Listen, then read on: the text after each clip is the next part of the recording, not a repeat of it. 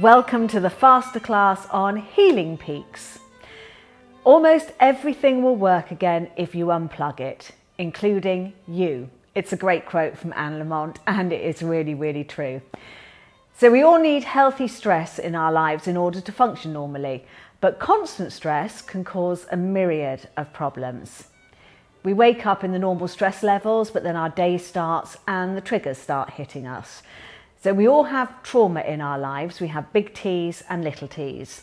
The triggers that come from the minute we wake up, by checking your social media, hearing the news, getting out of the house on time, wherever you have to go, they build up throughout the day. And especially when we have a big T, like grief, to deal with, for many of us, it's completely overwhelming. It's this constant stress that causes inflammation in the body, and this needs to be addressed and released. And if we don't, I've said it before, it manifests, stays in the body, gets stuck energy, and turns to dis-ease. In order to understand this, we need to look at our body's systems and the stress found in it, and the hormones, which are the chemicals produced by different glands in your body. They travel through your bloodstream, acting as messengers to your many bodily processes. And we have those happy hormones: dopamine, the feel-good hormone that activates brain reward system; serotonin, which helps regulate mood, sleep, appetite, digestion, memory, and our ability to learn; oxytocin, often called the love hormone, and essential for bonding relationships such as childbirth, partners, and increased by kissing, which is very nice. And lastly, we have our endorphins. They are our natural pain relievers, activated by exercise, eating, and sex. I'll come to that one later. We live in a sympathetic and parasympathetic nervous system. You can see from this diagram our sympathetic and parasympathetic nervous system, sometimes referred to as cold and hot systems. The sympathetic prepares the body for the do actions: fight, so stand up for yourself; flight, run like fuck; freeze, keep still and I won't be seen; and fawn, bat your eyelids and hope you just get away with it. But they are all responses. The parasympathetic nervous system is a recovery stage, when your body has just had enough and puts you into a state of stress to rest and digest. When everything gets too much for the body, the mind will make an unconscious decision to restore and find a resolution to deal with that stress. It will give you a sign that everything is not well. So you might get a tickle in your throat, a headache, a tummy ache, and this is when you need to kick in right at the first stage and try and help it. Rest. Have a flavonoid food burst. Breathe. A cold shower. Something. Anything you can do.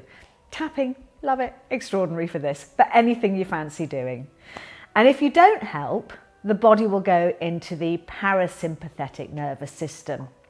And this is to regenerate and stimulate the rest and digest, the heal and restore response. And if you don't help the body and get rid of that stress hormone, cortisol, it will kick into a healing peak to do exactly what it says on the label: try and heal.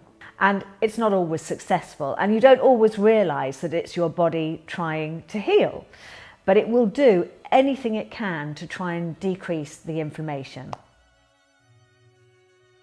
What are those healing peaks, and how do we incorporate them into our lives? There's lots of healing peaks.